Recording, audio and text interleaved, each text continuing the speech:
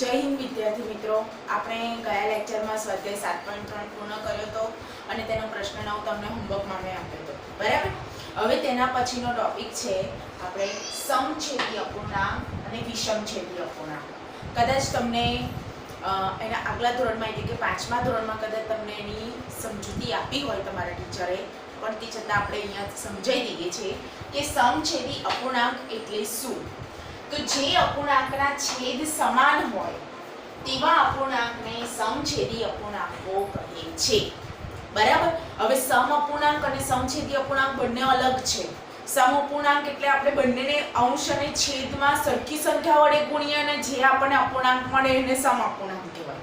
એની ચર્ચા આપણે અગાઉના લેક્ચરમાં કરી દીધી છે, બરાબર। આ છે સમછેદી અપૂર્ણાંક એટલે જે અપૂર્ણાંકના છેદ સરખા હોય, બરાબર। સમ એટલે સરખા અને છેદી એટલે છેદ, બરાબર। અહીંયા તમે જોઈ શકો છો ઉદાહરણમાં 1/15, 2/15, 8/15 દરેકના છેદ કેવા છે જુઓ, સરખા, બરાબર। એટલા માટે એને શું કહેવામાં આવે છે? સમછેદી અપૂર્ણાંક। એવી રીતે વિષમછેદી અપૂર્ણાંકો એટલે કે જે અપૂર્ણાંકના છેદ સમાન ન હોય, જેમ કે અહીંયા જુઓ 7/27, 7/28 ભલે અંશ સમાન છે પણ છેદ સરખા નથી, તેને શું કહેવામાં આવે છે? વિષમછેદી અપૂર્ણાંકો, બરાબર। હવે એમાં પણ જો તમારે બંનેની તુલના કરવી હોય, સમછેદી અપૂર્ણાંકો વિષમછેદી અપૂર્ણાંકોમાં તમારે તુલના કરવી હોય કે ચલો આ બે અપૂર્ણાંક છે સરખા છે, તો બંનેમાંથી મોટો કયો, બરાબર। તો જો બે અપૂર્ણાંકના છેદ સરખા હોય, સમછેદી અપૂર્ણાંકોમાં તુલના છે, તો આ બંને અપૂર્ણાંકોમાં જેનો અંશ મોટો તે અપૂર્ણાંક મોટો।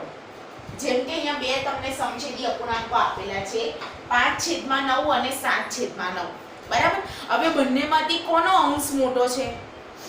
5 અને 7 છે, તો બંનેમાંથી મોટો કોણ? 7, એટલે કે 7/9 અપૂર્ણાંક મોટો કહેવાય, બરાબર। માટે 7/9 ઇઝ ગ્રેટર ધેન 5/9, બરાબર। કેમ? કારણ કે એનો અંશ મોટો છે, બરાબર। પછી કદાચ છેદ વિષમછેદી અપૂર્ણાંકો હોય, બરાબર। તો જો બે અપૂર્ણાંકના અંશ સરખા હોય અને આ બંને અપૂર્ણાંકોમાં જેનો છેદ મોટો તે અપૂર્ણાંક નાનો, સમછેદીમાં જેનો અંશ મોટો તે અપૂર્ણાંક મોટો અને વિષમછેદી અપૂર્ણાંકમાં જેનો છેદ નાનો તે અપૂર્ણાંક નાનો, બરાબર। જેનો છેદ મોટો એ અપૂર્ણાંક નાનો, એટલે 11/6 ઇઝ લેસ ધેન 11/4, એટલે 11/6 એ 11/4 કરતા કેવા છે? નાના છે, બરાબર। આ રીતે આપણે સમછેદી અપૂર્ણાંકો, વિષમછેદી અપૂર્ણાંકો, પછી બંને અપૂર્ણાંકોની તુલના, એમાં સમછેદી અપૂર્ણાંકોમાં કોણ મોટું કોણ નાનું, વિષમછેદી અપૂર્ણાંકમાં પણ કોણ મોટું કોણ નાનું, બરાબર। આ રીતે કરી શકાય છે। ચાલો હવે આગળ આપણે જોઈશું ઉદાહરણ।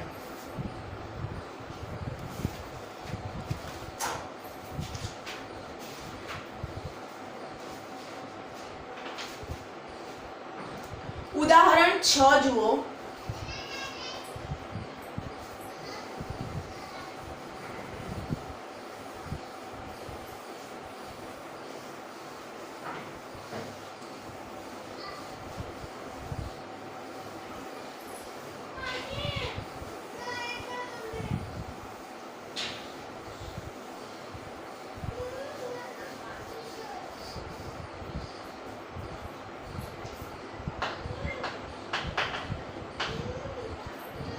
ઉદાહરણ 6 માં જુઓ 4/5 અને 5/6 ની સરખામણી કરો, બરાબર। સરખામણી કરો।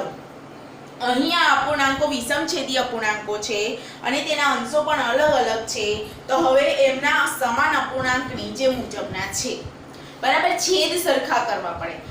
અહીંયા એવી હતી કે વિષમછેદી અપૂર્ણાંકો ભલે હોય પણ અંશ જો સરખા હોય તો એના આધારે આપણે સરખામણી કરતા હતા। અહીંયા તો છેદ પણ અલગ અલગ છે અને અંશ પણ અલગ અલગ છે, તો હવે આપણે શું કરીશું તો બંનેના છેદ સરખા કરીશું અને છેદ સરખા કરવા માટે બંનેના સમ અપૂર્ણાંકો લેવા પડે એટલે સરખી સરખી સંખ્યા વડે અંશ અને છેદને ગુણવા પડે જુઓ 4 પંચમાંશ અને 5 છઠ્ઠાંશ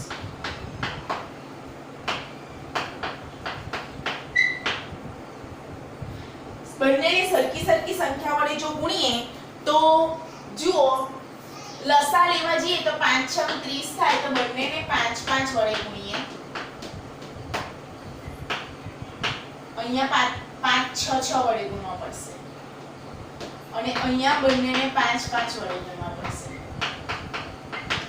બરાબર તો અહીંયા થશે 6 ચોક 24 6 પંચા 30 5 5 25 6 પંચા 30 હવે તમે કહી શકો છો બંનેના છેદ સરખા થઈ ગયા તો જો છેદ સરખા હોય તો જેનો અંશ મોટો તે અપૂર્ણાંક મોટો તો અહીંયા અંશ કોનો મોટો છે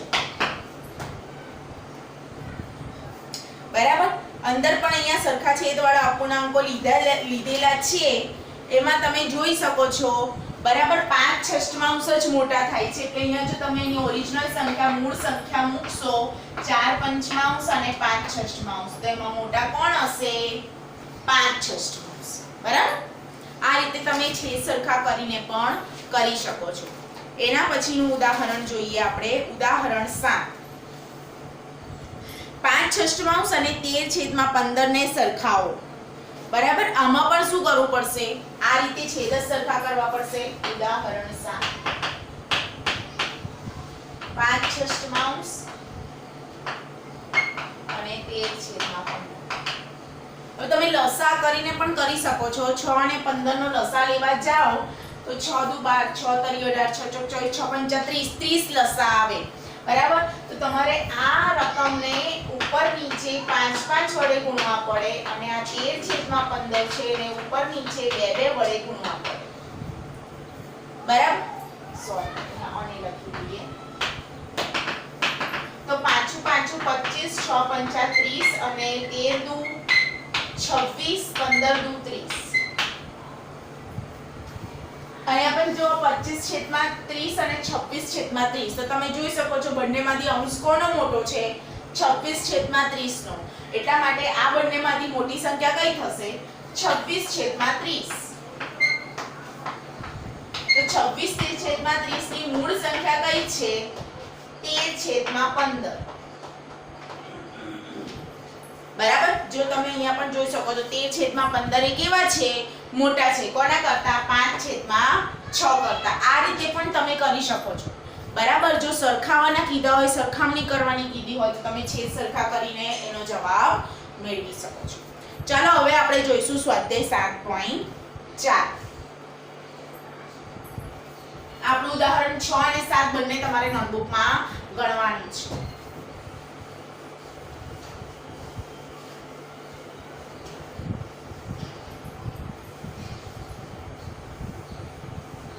જરૂરી નથી ચોપડીમાં જે રીત આપી હોય એ જ તમારે ગણવી તમને જે ઈઝી પડે તમને જે સરળ પડે તમને જે યાદ રહે એ રીતે પણ તમે દાખલા ગણી શકો છો ચલો સ્વાધ્યાય 7.4 નો પ્રશ્ન 1 જોઈએ નીચે આપેલી આકૃતિમાં ઘાટા કરેલા ભાગને અપૂર્ણાંકની રીતે દર્શાવો અને તેમને ચડતા અને ઉતરતા ક્રમમાં less than is equal to અને ગ્રેટર ધેન સંકેતમાં દર્શાવો ચલો આપણે એ ઓપ્શન કરીએ પહેલા સ્વાધ્યાય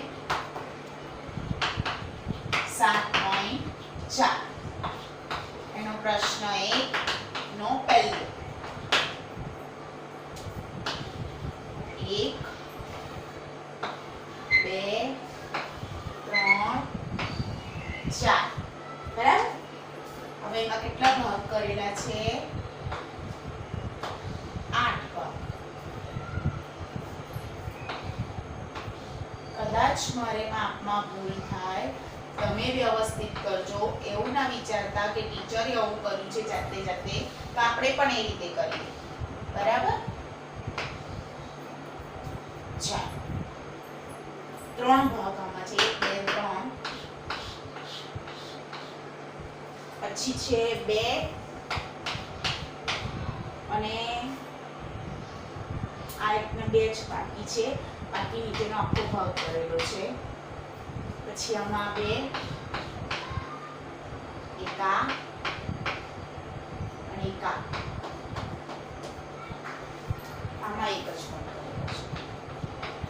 જોઈ શકો છો વિદ્યાર્થી મિત્રો, દરેકના 4 ને 4 8 ભાગ છે ટોટલ. એટલે છેદમાં આવશે 8. એટલે છેદ તો દરેકનો સરખો જ રહેશે. એમાં અહીંયા 3 ભાગ ભરેલા છે એટલે 3 અષ્ટમાંશ.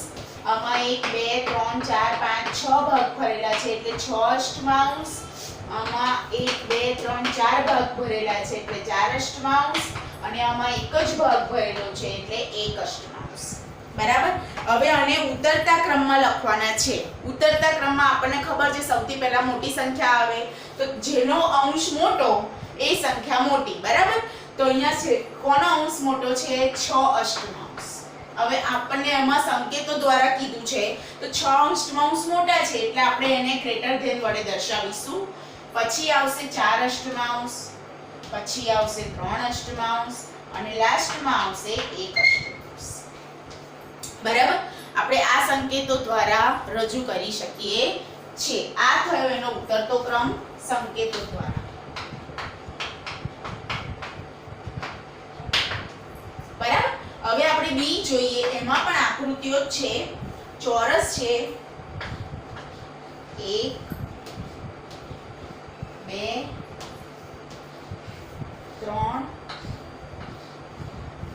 4. એમાં કેટલા ભાગ કરેલા છે? 1 2 3 4. 1 2 3 4. 1 2 3 4. 1 2 3 4. ચાલો, પહેલામાં કેટલી? માત્ર એક બાકી રહ્યું છે. બાકી બધા જ એને છાયાંકિત કરી દીધું છે. બરાબર. પછી બીજામાં છે પહેલું અને બાકીના બે ઉભા. ત્રીજામાં એક સાઈડનો આખો ભાગ છાયાંકિત કરેલો છે. ચોથામાં વચ્ચેનો ભાગ એટલો જ બાકી છે. બાકી સાઈડ પરના બંને ભાગ છાયાંકિત કરેલા છે. અહીંયા પણ છેદ દરેકના સરખા આવશે કારણ કે કેટલા ભાગ છે? 1 2 3 4 5 6 7 8 9. દરેકના 9 ભાગ છે. આમાં 9 માંથી માત્ર એક બાકી રહ્યો છે એટલે 8 9 ચાલો, આમાં પણ 9. એમાંથી 1 2 3 4 ભાગ ભરેલા છે. આમાં 9 3 ભાગ ભરેલા છે અને આમાં 9 6 ભાગ ભરેલા છે. આને પણ ઉતરતા ક્રમમાં દર્શાવવાનું છે. તમને ખબર છે ઉતરતા ક્રમમાં હંમેશા મોટી સંખ્યા આવે અને એ પણ લેસ ધેન ગ્રેટર ધેન વડે દર્શાવી શકીશું આપણે. બરાબર. ચાલો, મોટી સંખ્યા સૌથી મોટી એટલે 8 9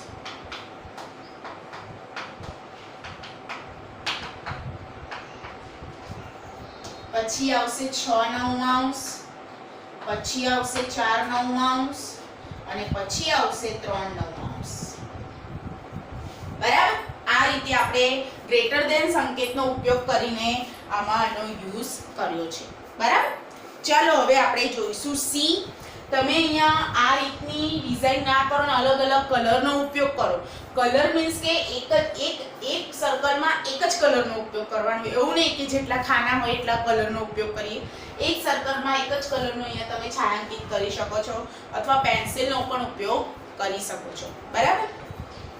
હવે સી છે 2 છષ્ટમાંશ 4 છષ્ટમાંશ 8 છષ્ટમાંશ અને 6 છષ્ટમાંશ. આ અપૂર્ણાંકોને સંખ્યા રેખા પર દર્શાવો અને તેમની વચ્ચેના બોક્સમાં યોગ્ય સંકેત મૂકો. એટલે નીચે જે છે એમાં સંકેતો મૂકવાના છે અને પહેલા સી નો આપણે જેટલા ઉપર આપ્યા છે એને સંખ્યા રેખા પર દર્શાવવાના છે. ચાલો આપણે સંખ્યા રેખા દોરીએ.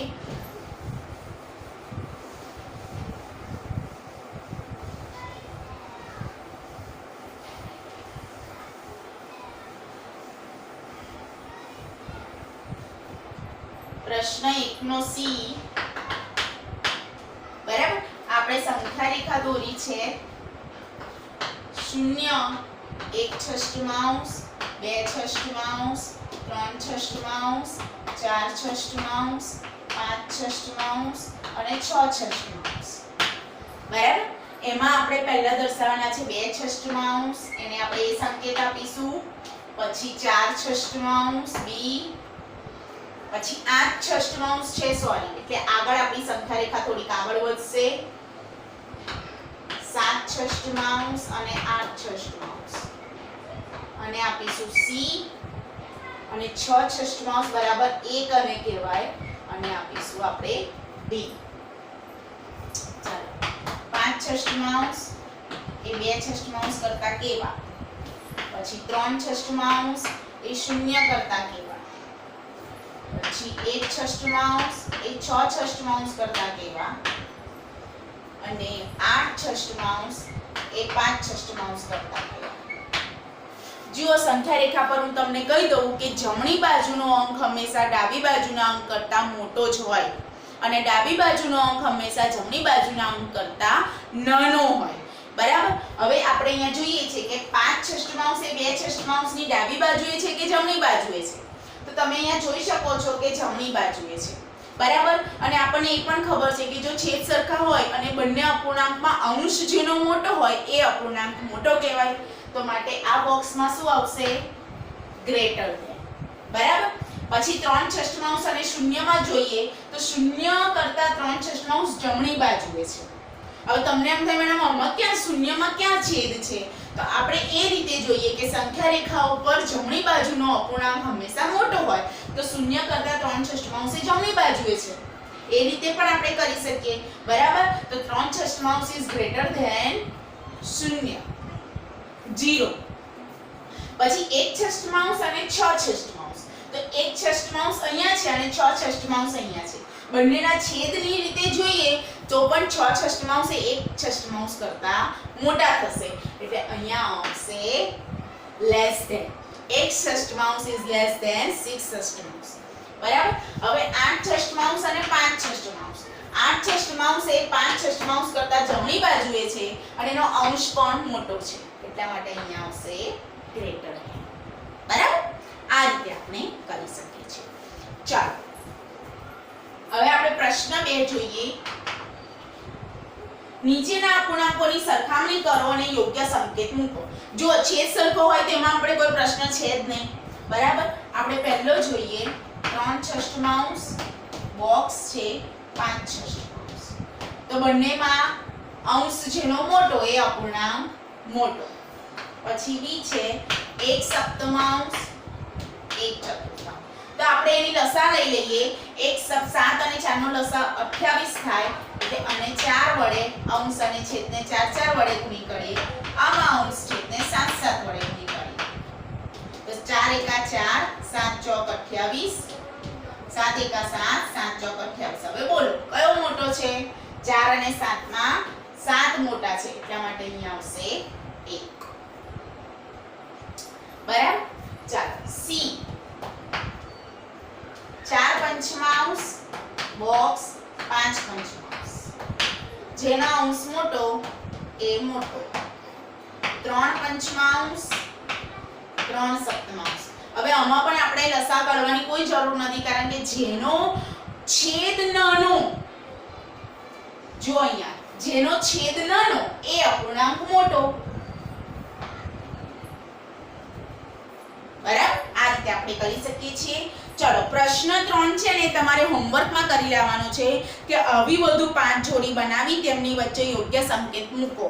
સ્વાધ્યાય 7.4 નો પ્રશ્ન 3 તમારે હોમવર્કમાં કરવાનો છે. બરાબર. ચલો આજે આપણે આટલે સુધી રાખીશું. પછી બાકીનો સ્વાધ્યાય આપણે આવતીકાલે આવતા લેક્ચરમાં પૂર્ણ કરી દઈશું. પછી આપણે રહેશે માત્ર 7.4 તો થઈ જશે, 7.5 અને 7.6. પછી આપણો આ અભ્યાસક્રમ પણ પૂર્ણ થઈ જશે. જય હિન્દ.